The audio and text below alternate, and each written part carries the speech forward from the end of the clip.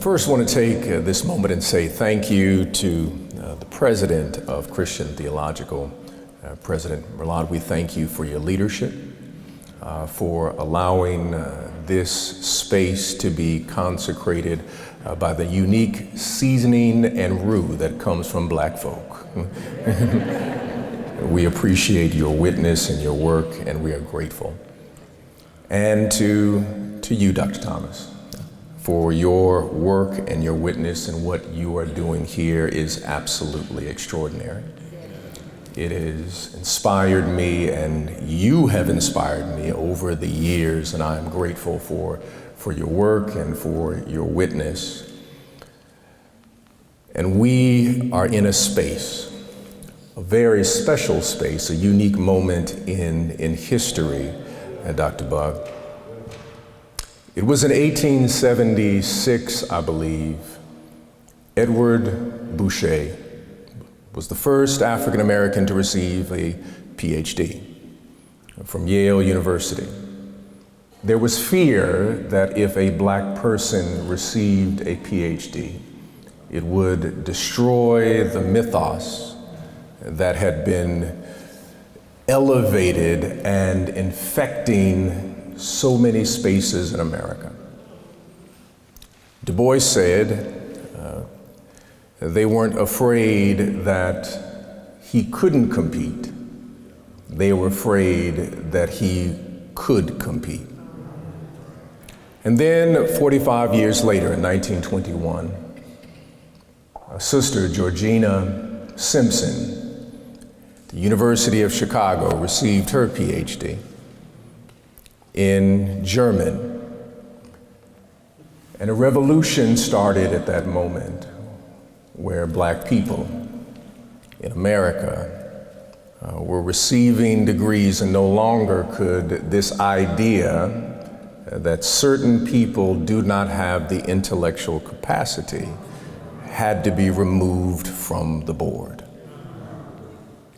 The work you are doing, generations not yet born, will be blessed by your work.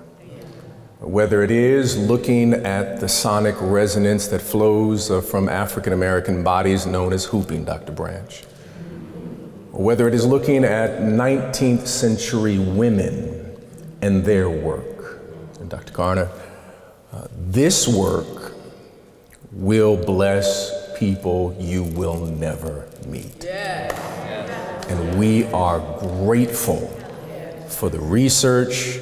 We're grateful for the task and the intellectual and spiritual work that you are doing, because it will touch.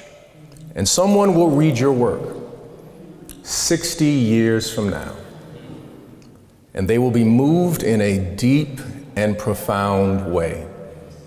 And a new cohort will develop who will be examining and teaching and blessing and knocking down more walls.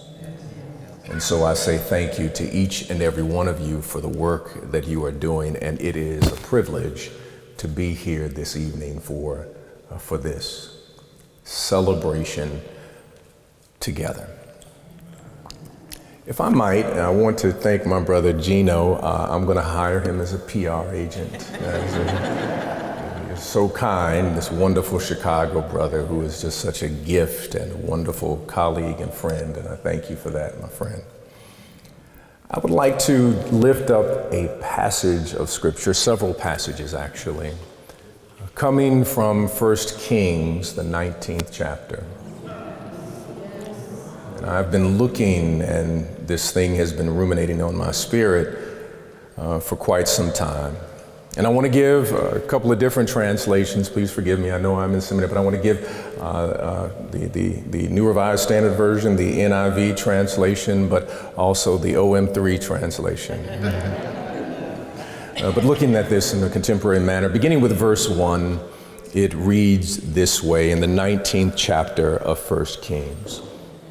Now Ahab told Jezebel everything Elijah had done, and how he had killed all the prophets with the sword. So Jezebel sent a messenger to Elijah to say, "May the gods deal with me, be it ever so severely, if by this time tomorrow I do not make your life like one of them." Elijah was afraid and ran for his life. When he came to Beersheba in Judah, he left his servant there, while he himself went a day's journey into the wilderness, into the desert. He came to a broom tree, sat down under it, and prayed that he might die. "I've had enough, Lord," he said. "Take my life. I'm no better than my ancestors." Another translation could read this way: he came to a broom tree, sat down with all of the weight and trauma of his ministry, and prayed unto God, "Lord, I'm tired. Take my life. I'm no better than my ancestors." Then he lay down under this tree and fell asleep. All at once, an angel touched him and said, "Get up and eat." He looked around, and there by his head was some bread baked over hot coals and a jar of water. He ate and drank and then lay down again. The angel of the Lord came back a second time, touched him, and said, "Get up and eat, for the journey is too much for you." So he got up, ate and drank, strengthened by the food. He traveled 40 days and 40 nights until he reached a mountain known as Horeb, the mountain of God. Until he reached the mountain of God. Until he reached. He came under a broom tree and prayed, "God, take my life." He continued on until he reached Mount Horeb, the mountain of God. I would like to, just for a few moments, for us to deal with this idea of broom tree ministry. Broom tree ministry. It is the poet by the name of Anita Scott Coleman, who was an Afro-Mexican sister, who moved from Mexico to New Mexico and then eventually to Harlem, New York. She became a colleague of a person by the name of Langston Hughes.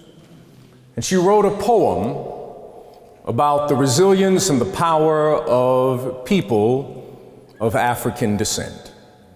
I update that poem this night. She says it this way in 1934: "Black people are the tall trees that remain standing in a forest after a fire.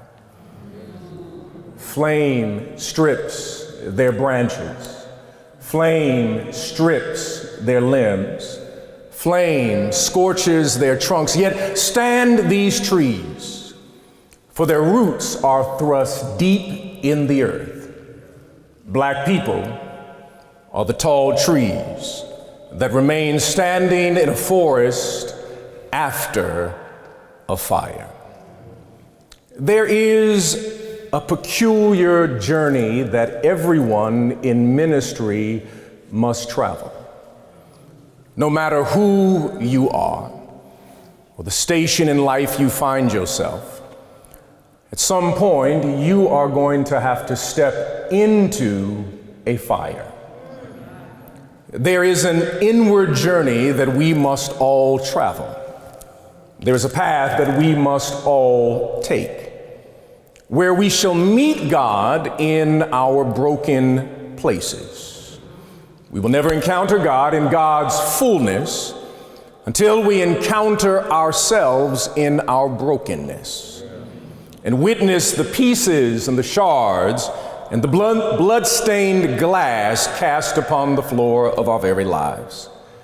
And there is a lie, I would say, rampant within Christian circles.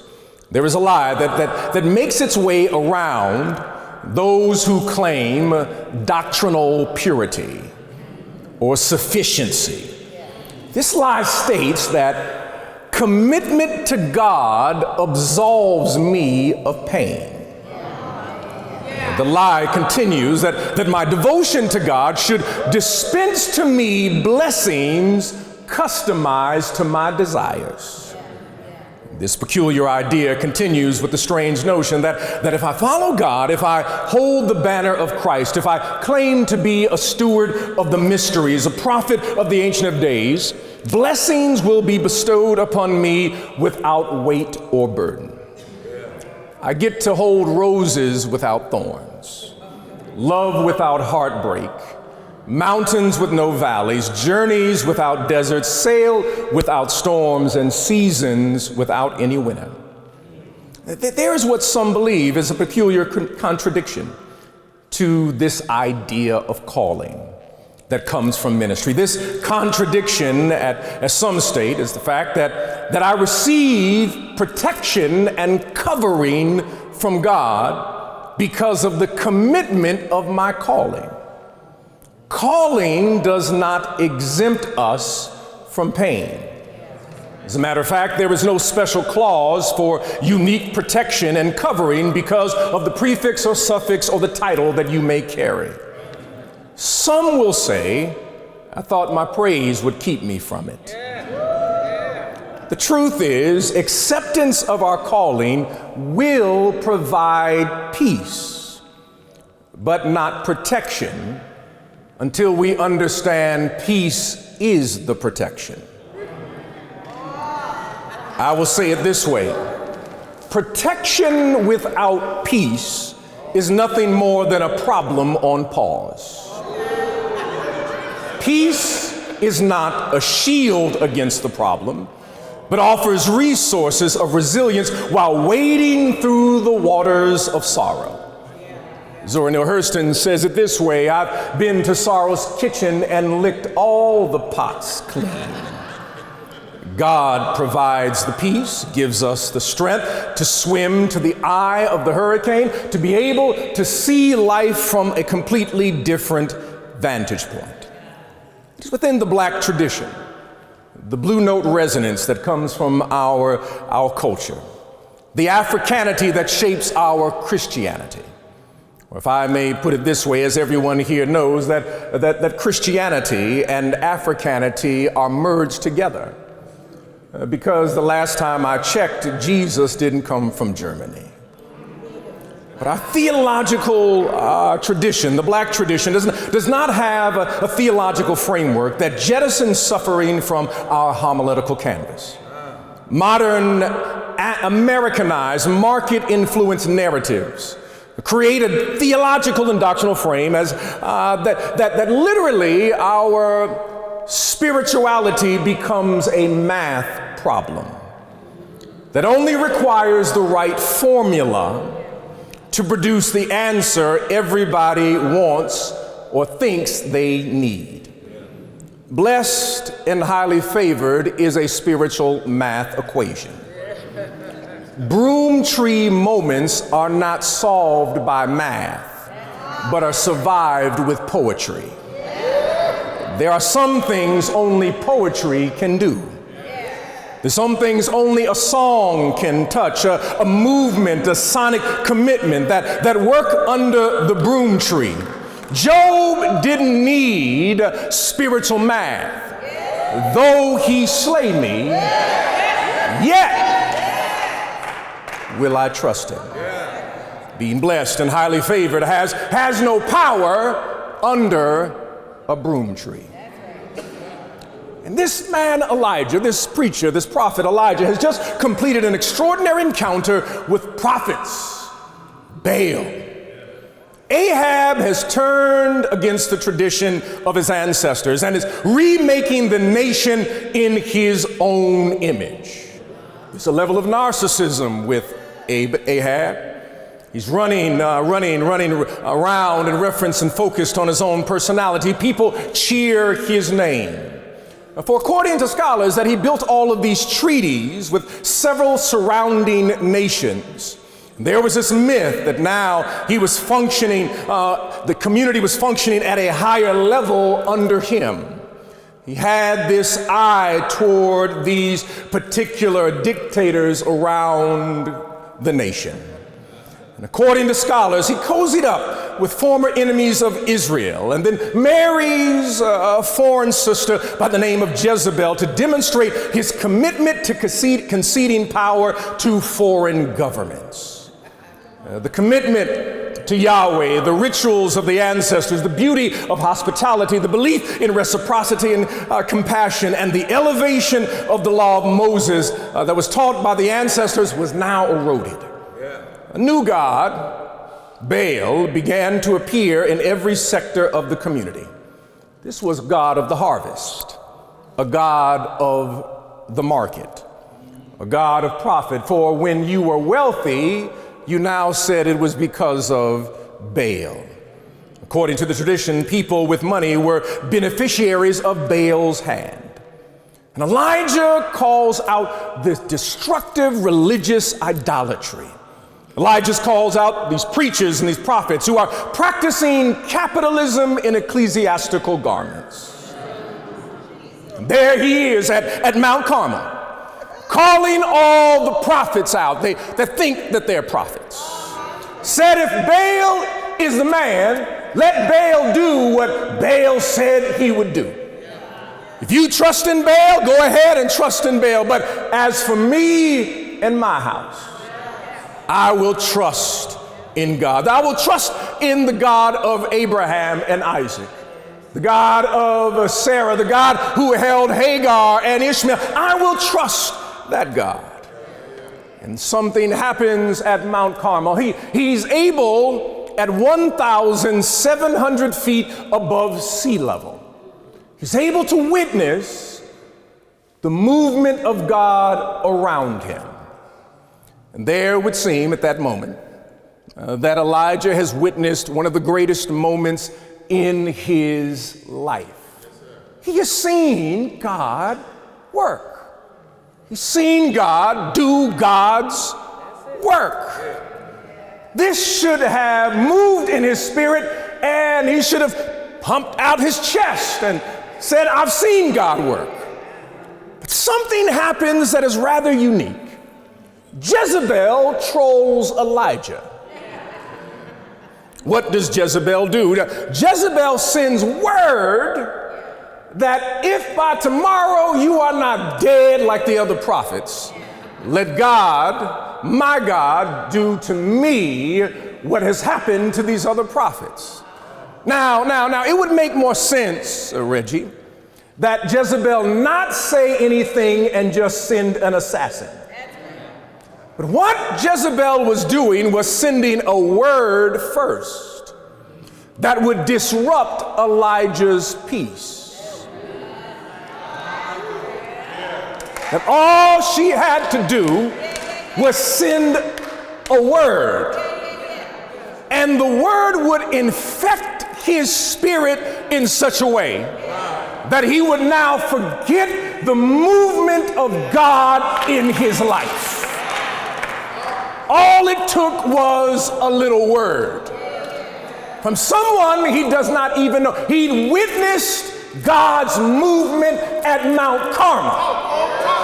But now someone just gives a word, and he can no longer look at the work of God and is now fearing for his own life.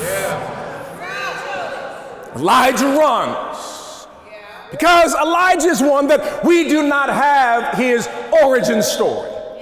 He just appears, just shows up ministering. And normally within the Judaic tradition, we are usually given a framing of someone's call.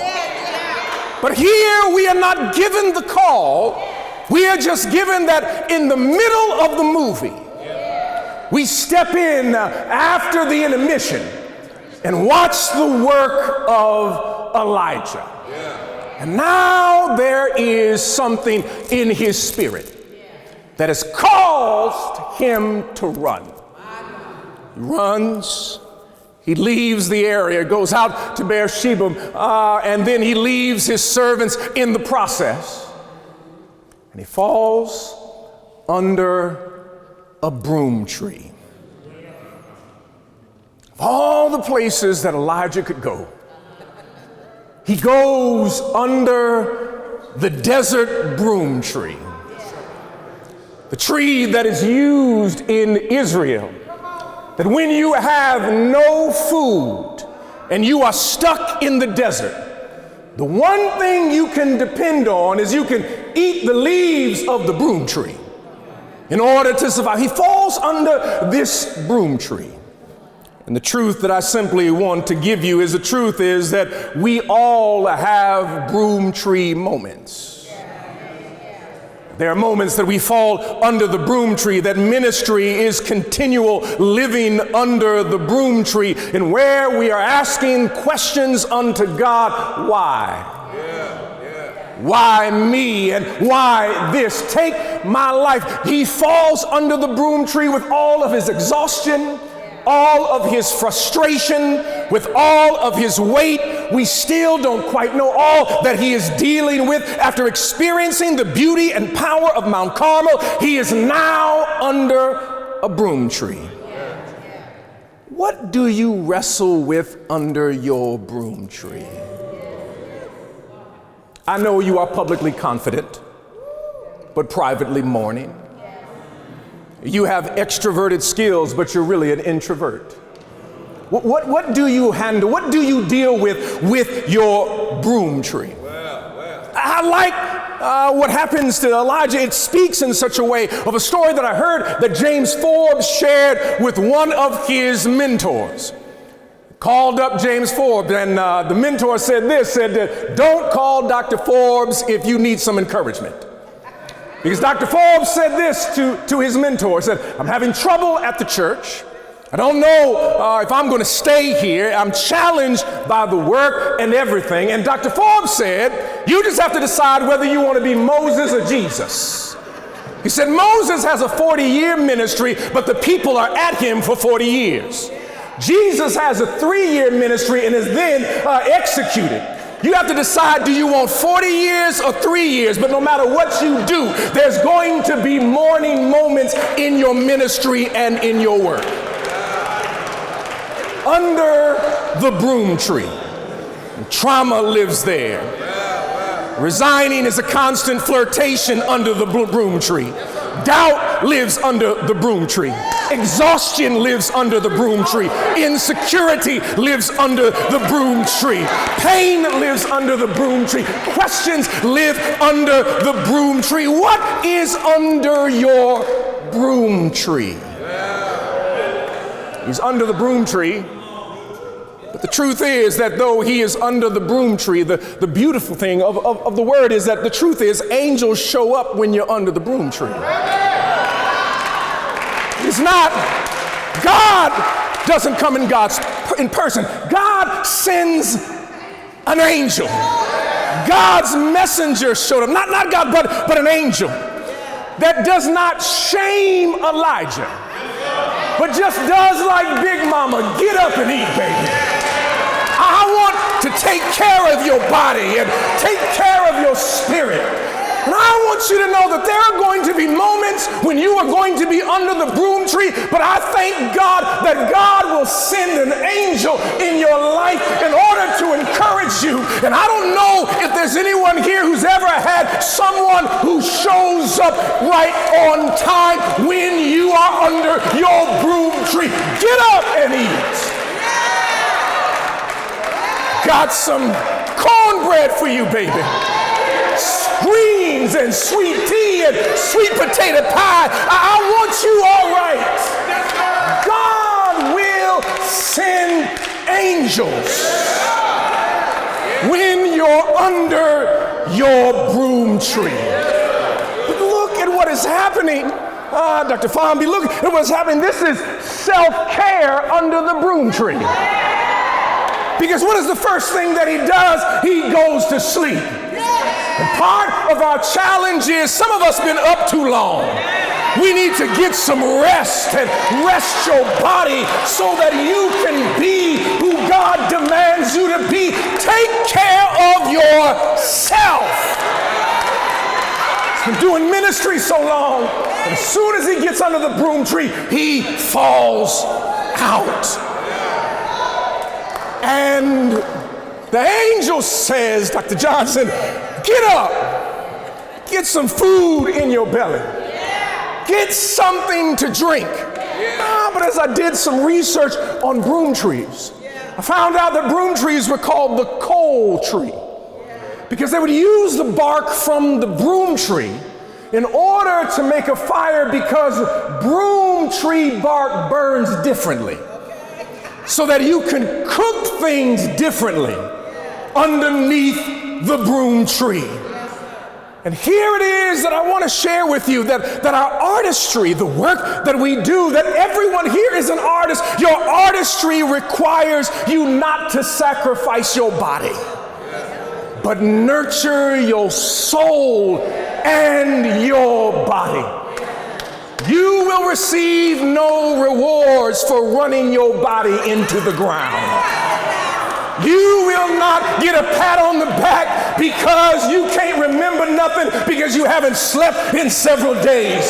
You will not receive a special Oscar because you're not feeding your body and your spirit. Take care of yourself. The truth is that God will send angels. But here it is that the truth is that ministry and art are forged under broom trees. John Coltrane, one of the greatest saxophonists to ever live, he did not create Love Supreme till after he'd been under his broom tree. Till after he had to wrestle with his addiction. And after he wrestled with his addiction, he said he heard the call of God that he was supposed to play some music that would lead people toward a closer relationship with God. James Baldwin did not write until he sat under the broom tree. And that he had to deal with the pain of his childhood and rejection that he was dealing with. But once he was able to deal with that, then all of a sudden he was able to write, "Go Tell It on the Mountain." Because he had wrestled with the broom tree. I heard my father say it this way, Dr. Thomas, that it was Vernon Johns who did his baccalaureate address at Morehouse. And he said that a group of them sat down with Dr. Johns and said, we want to learn and find out what it's like, what is successful ministry like? What do we need to do? And Vernon Johns just reared his head back, said, I can't tell you about success, but I can give you a long list of failures because they spent so much time under the broom tree. Under the broom tree is where we need to understand the power of our ministry, that there are moments where we must reflect at a moment in order to care for ourselves so that we can develop. If I may parenthetically just add this story that many people may have not heard of. A story down in Montgomery, Alabama in 1955. You have heard of Rosa Parks. You've heard of Claudette Colvin. You've heard of Joanne Robinson. You've heard of E.D. Nixon. But many people have never heard of a woman by the name of Georgia Tilford Gilmore. That when they were organizing in Montgomery, a woman who did not finish the 5th grade. She was a cook for many of the white people in the area and was often disrespected, but she said, one day God is going to do something unique and amazing in this city. So when they had that meeting at the Holt Street Baptist Church, where they were arguing whether or not they were going to have a bus boycott in Montgomery, Georgia Tilford Gilmore was there. And she walked over with Joanne Robinson as they printed out over 10,000 flyers on a mimeograph machine. But they said, how are we going to fund the movement? And Georgia Tilford Gilmore said, I got this. You don't have to worry. I'm going to be able to fund, if anybody goes to jail, we'll be able to fund even the lawyers all the way to the Alabama Supreme Court. They said, how will you do that? I said, well, it's not just me. I'm the representative here. There's about another 500 black women who cook for white households around here. We make the best pound cake and the best peach cobbler in this city. And what we're going to do is we're going to go to the people we work for. They won't know it, but we're going to go and get them to order pound cake for the next 6 months. And every time they bite a piece of pound cake, they will be actually funding the movement here in Montgomery. Underneath the broom tree, something happens when we are willing to have a conversation with God. There, underneath the broom tree, that is where artistry is formed. That is where ministry is created. But the truth is, solitude and the sacred go hand in hand. Mount Carmel, he had fans and people were there. Oh, look at what Elijah is doing. Everybody saw what was happening. But Elijah, after he ate, he had to travel 40 more days. There was no congregation. There was no Hammond organ. There were no amens. There were no shouts. He had to journey from the broom tree to Mount Horeb. I'm done right there. He had to journey from the broom tree to Mount Horeb. I'm sorry, I told you that Mount Carmel was 1,700 feet above sea level. You see, there's no physiological change when you walk up a mountain that is 1,700 feet above sea level. But they say Mount Horeb is 7,350 feet. And it takes you several days to get up the mountain. But as you're going up the mountain, literally there are physiological changes in your body. Because your body is changing because the atmosphere is changing. So your body has to shift to the atmosphere. Because your body is used to a valley atmosphere. But when you're walking up the mountain, something happens in your body that begins to change in another way. And when he gets to the top of this mountain, he has an experience with God. You see, he had an experience before with a congregation, but now he was having an experience with God for himself. It's not what happens in church. It's not what happens around other people. What happens when you get to your Horeb?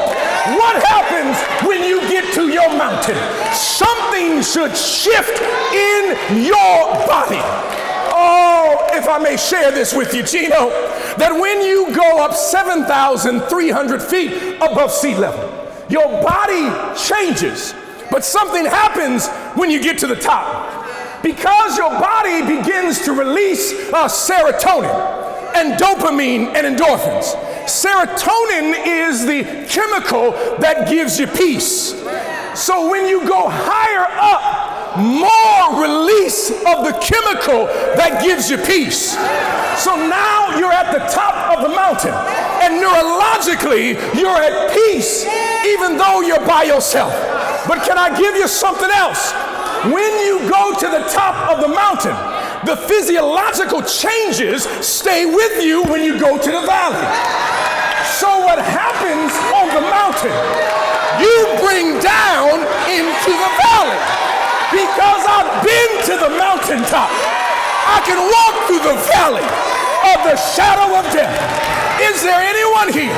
Have you been to the mountain? Oh, let me help you out. Now those days that you're on the mountain change your body. You come down the mountain and something happens in your body you carry with you. But wait a minute, someone's saying, I can't get to the mountain. But here is the thing, neurologists have now found that the same chemicals that are released on the mountaintop are released when you worship. That when you go into worship, the same serotonin and the same dopamine and the same endorphins are released. But if you want a higher release, Dr. Branch, you then allow someone to speak sonically in your life, better known as a hoop, which will then release more serotonin and more dopamine and more endorphins in your life. So if you want to get to your mountain, you've got to leave the broom tree. You've got to find your Mount Horeb. There's a blessing on the mountain. There's a blessing up there. But once you leave, you will carry what you found in the mountain down into your valley. God bless you.